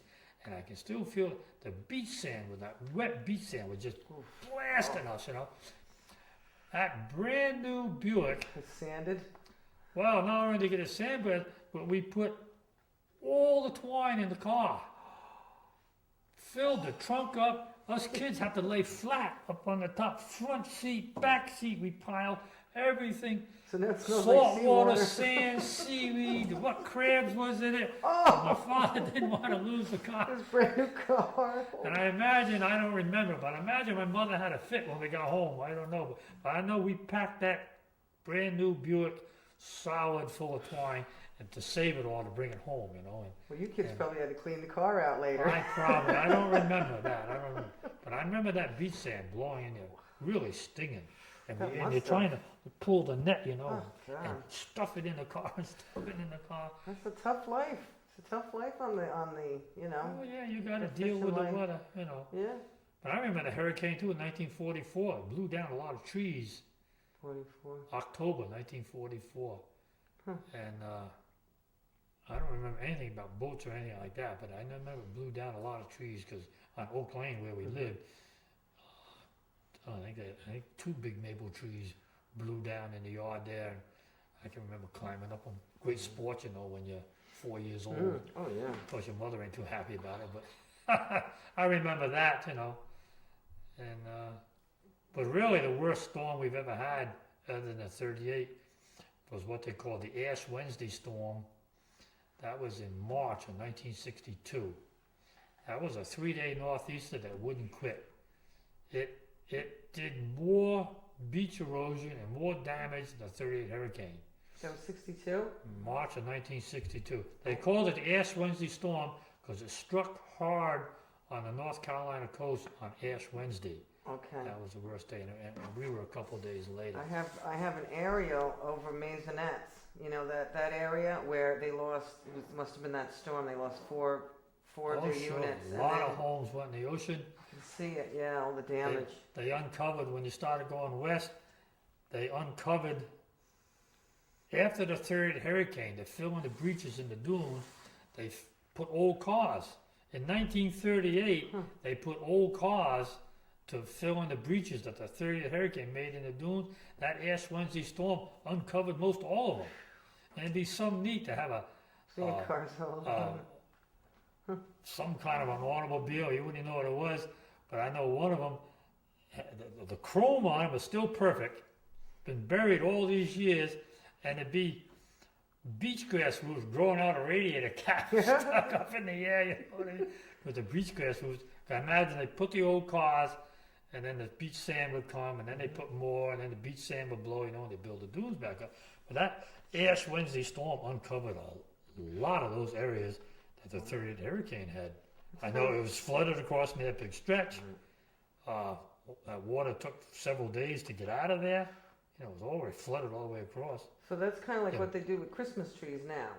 Like Well, when they they used put to. them on the, like they use the cars Same light, idea. kind of like that. Same idea, you know, same thing. I heard that Perry Senior put the guys to work on the road crews. Like it must have been the WPA. He Probably. put a lot of guys to work, and the old timers would mention that they had worked through him, Yeah, I building the remember roads that. and stuff. That's going to be way before you.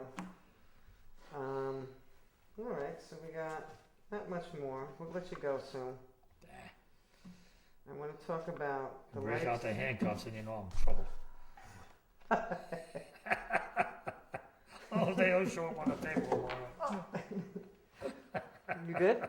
The life-saving stations and like, you know, any big shipwrecks that you can think of there and the like the locals No, role in that. had and none of that. Draggers come ashore once in a while, but most of the life-saving stations were shut down. They all went into the Coast Guard, because I remember Amagansett Coast Guard Station, that was in business, shall you say, when I was small in Amagansett. Yeah, I had the one at Georgica. Ditch Plains was still there in the Ditch 50s. Plains was still, Hither Plains, they were all active. Ditch Plains, Hither Plains, Napig, Amagansett, and Georgia? Georgica. See, they were all active beach saving, you know, life saving stations type thing, you know. And gradually in the 50s, they started closing them down. You know, even at the Pelican disaster, the Coast Guard station was at Ditch Plains. Okay. There was no Coast Guard station in Lake Montauk. Why- Nothing. Why don't you explain how they moved the one from the peak to there? Davis Brothers. Davis Engineering and out of Blue Point. And they're still in business. And they must have been real proud of that job, because for a long time they put out every year, you know, January, Christmas, whatever, a big calendar, almost like the East Hampton Star type calendar, that great big, and half of it is a photograph of that Coast Guard station, all up on timbers. They put it up on timbers and brought it across the highway and got it just on the south side of the railroad tracks. Then they had to wait several months, because you had to totally disconnect the power lines to Montauk, because that's when it was a main, the power lines to Montauk were the main overhead lines. It took them a long time before Lilco they had to literally cut the lines.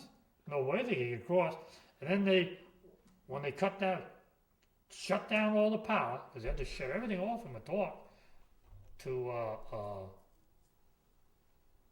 I don't know that they put in a temporary underground line. I have no idea, but I know the power line held them up for a couple months. And there she sat on them timbers, just ready to go over the tracks.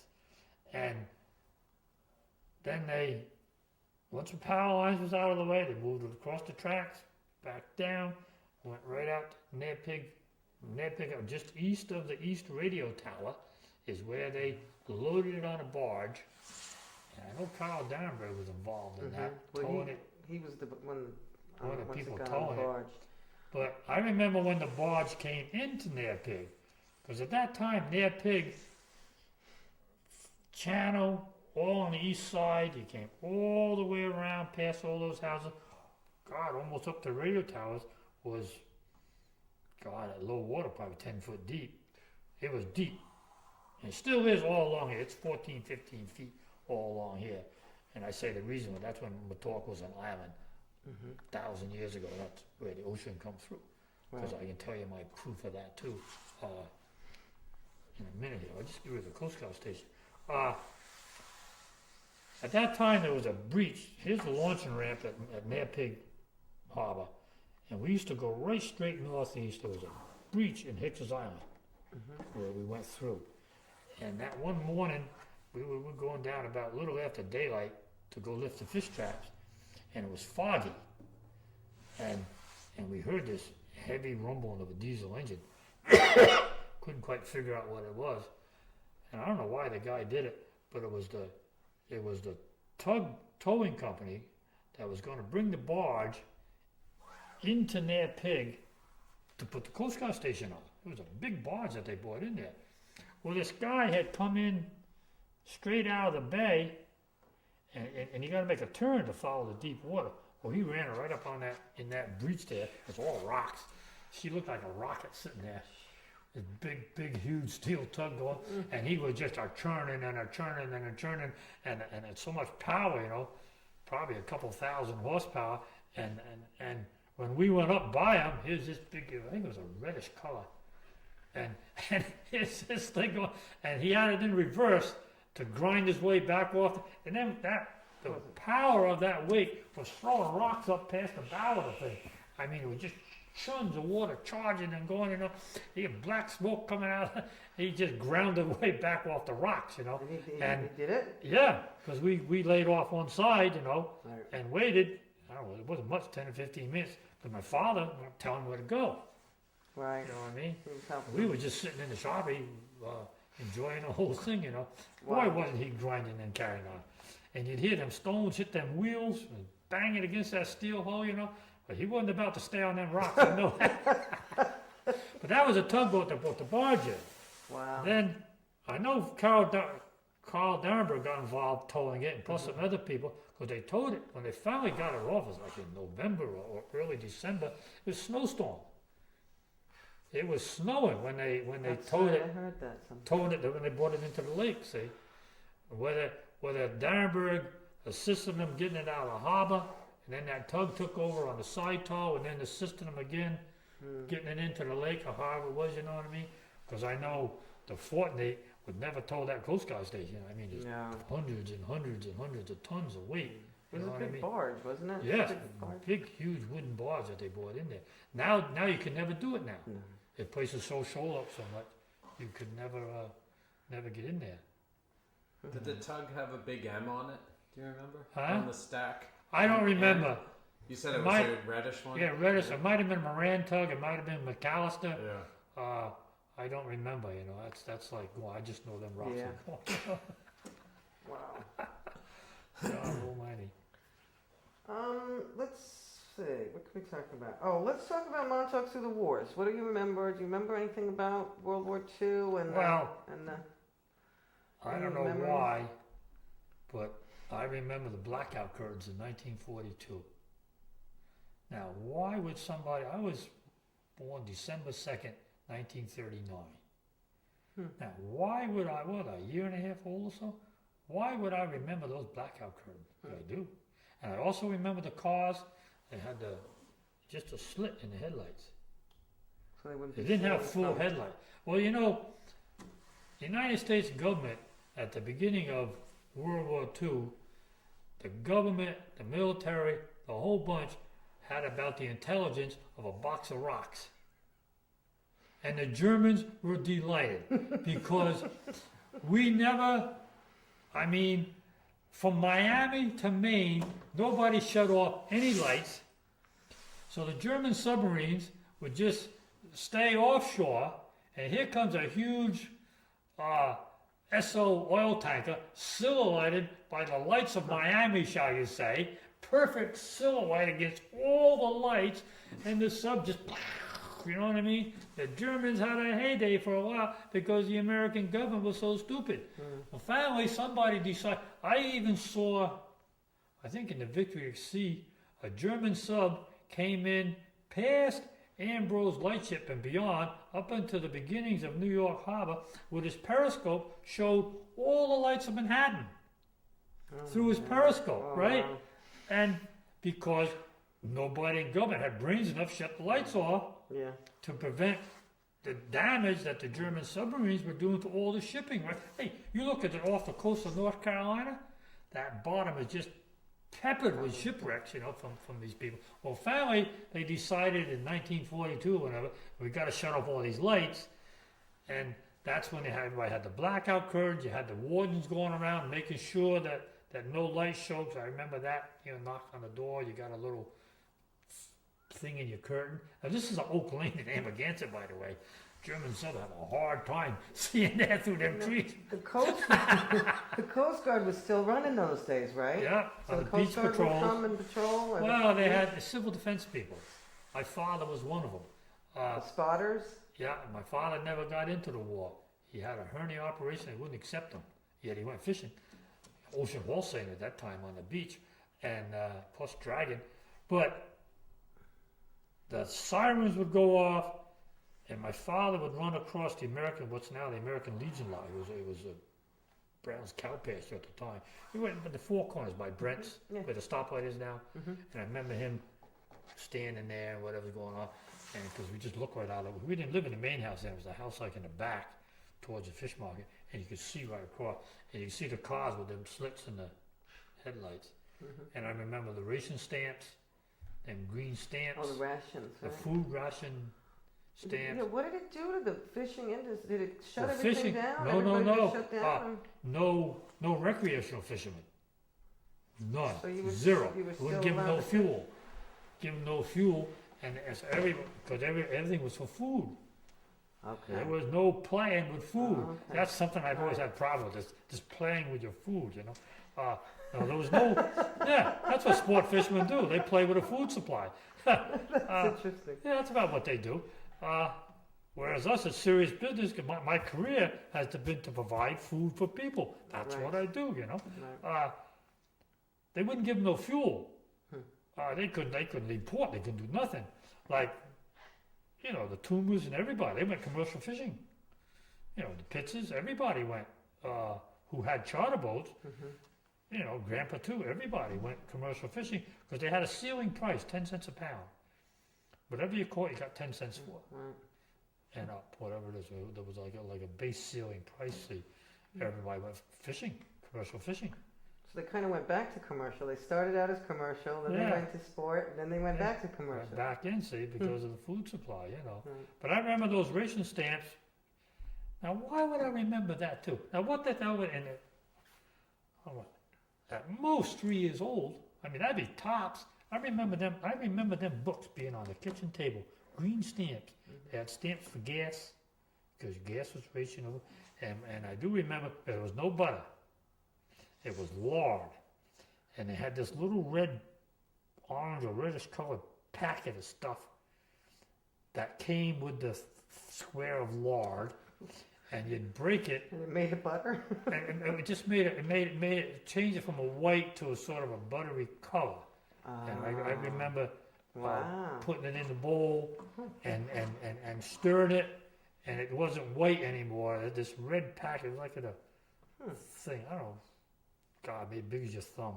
Wow. This stuff, and you stir, and it got towards it. It was like it made lousy tasting lard into fake looking So butter. psychologically, you thought you were eating butter. Yeah, that's what it clever. was. It was really a mental thing. Yeah, Uh, exactly. Powdered milk, I remember that. We didn't have dairy. There was no Hated. dairy farm still now. Yeah, there's like still G&Ts dairy and farmers, but it would be everything? ration and whatever they Oh. did with it, you know. Because my uncle used to deliver milk for Baker Brothers Dairy, you know, that whole thing. But I remember powdered milk being in that house. Didn't like it either, Mm. you know, but that's what it was, you know. But other than that, no. What about how did the community feel about being displaced out of the fishing village? The people that had their whole lifestyle was. I couldn't answer, couldn't say You don't that. remember how your No, grandfather no, felt or how nobody No. felt? I just know it was moved and And they knew that was the end, that they weren't going to be able to go we back. weren't going to be able to go back, you know. And then things started going in Lake Montauk, and it evolved from there. So it kind of it came at the same time, pretty much. Yeah, I mean, 'cause during the war there wasn't much going on anyway. The commercial boats, the commercial fishing boats was all there were. They tied up down at the end of the Navy dock. The Navy dock on Star Island used to have a big long. It's got the high part, and then it goes down low. Well, that low part went for quite a ways, and I'm pretty sure because my father during the war, he fished on a boat named the Fan and Mary dragger, about a 50-foot dragger, 55-foot dragger, wooden boat. And seems to me I remember walking down a long, low dock. You know what I mean? And it had to have been, I can't say for sure, but I'm pretty sure it had to be on Star Island because I knew that it went way, way to the south of what it is now. What it is after the war, the people that owned that first house there, they made the Navy tear it out because it was across their private property. So No, the cool. Bragg estate? No. Maybe. You know, where they call it Ziegfelds now? I don't The house remember. of 7 houses? I know them people. Yeah, there was Because a they're 7 right house. next to the Coast Guard, right Yep. across the street, literally. Well, like, see, those people owned bottomland out to 600 feet. Now the Navy took it all over when they built the Navy dock, and at the end of the war, they didn't get it back. they made the Navy take out that portion they of it. did get it back. Yeah, the people got their property back, and the Navy took it. Now, it seemed to me it was down like that. And the other place was Gosman's Dock. I think Robert Gosman bought that property in 1948. Mm-hmm. I think Sounds 1948, and it was the Bonner Oil Company. That's right. And the Bonner Oil Company, they had a finger pier on the south end. They had like a small bulkhead where that coastal oil tanker would tie up, and it was a little shed. That was the whole thing there. But my grandpa Vorpahl used to be when he retired from the railroad, he worked in that shed, for tending the boats and stuff. But the draggers used to tie up on the south end of the Bonner Oil Company dock. It was just a finger pier. It was just 2 sets of piling and a couple boards. They weren't that wide. Boards down through the middle. That was it. That was the whole dock. And the draggers used to tie up to that. It's the south end of the Bonner Oil dock. That's where they worked out of. Because I remember that too. Now, was the causeway still there to Star Island? When did the Yeah. causeway disappear? They had a bridge there in the 1930s. It was a bridge. Because I know there was a bad southeast storm. And see, most of the boats moored south of the causeway. And my grandfather at that time, this might have been right after the war. I was 7, 8 years old, I guess. My grandfather at that time had 3 boats.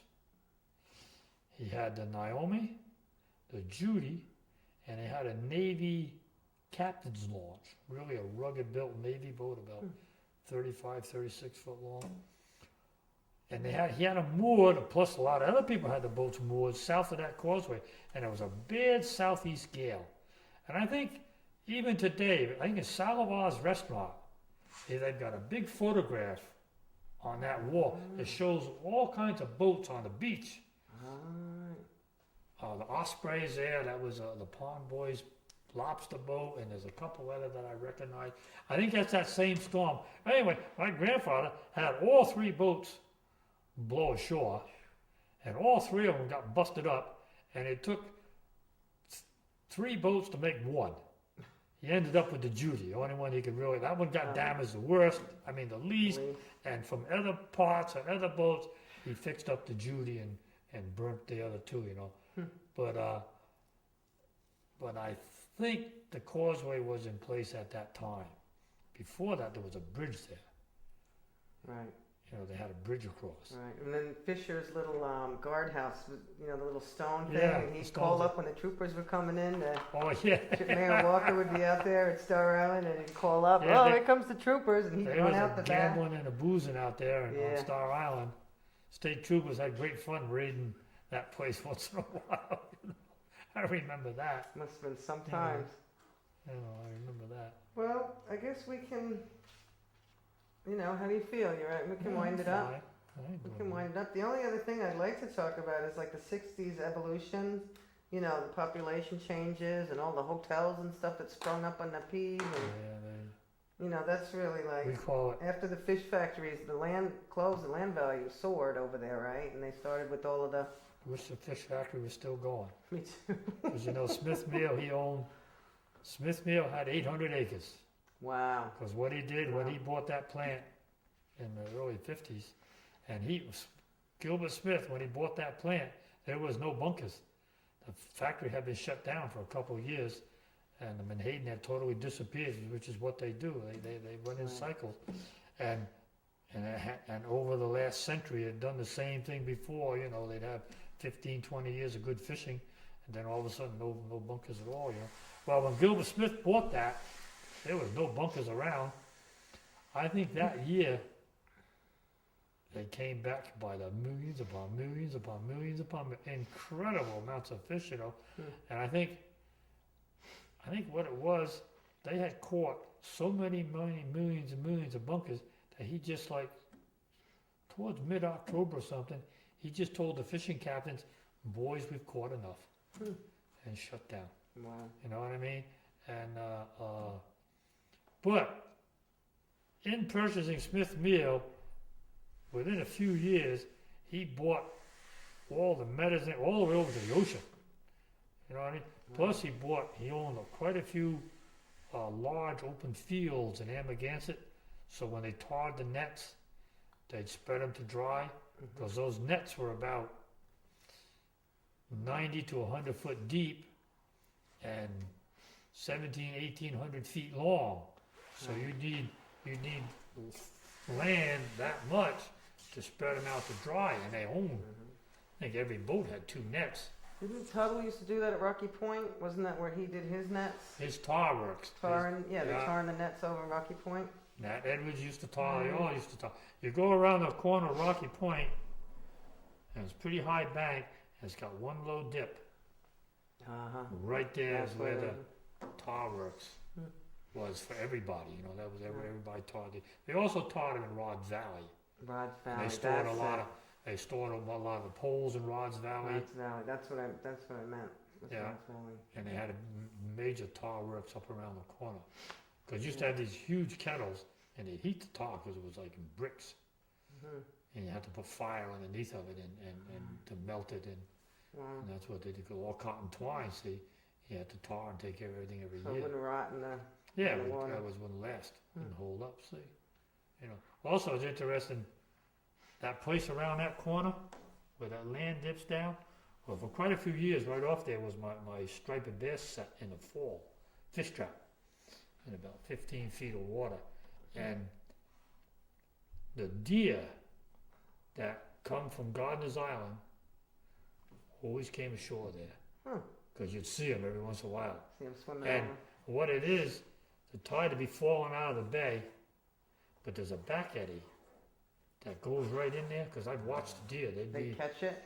Yeah, they'd be coming across from the island, Wow. the tide's falling, and so the tide is carrying them sideways, Wow. you know, and they go past my trap, maybe 800,000 feet, and all of a sudden you see them, and they're coming around, and they come right there, and walk right up. They don't have no bank that was the deer know that lay of the land there, because they're pretty exhausted by the time they swim from Gardiner's Island.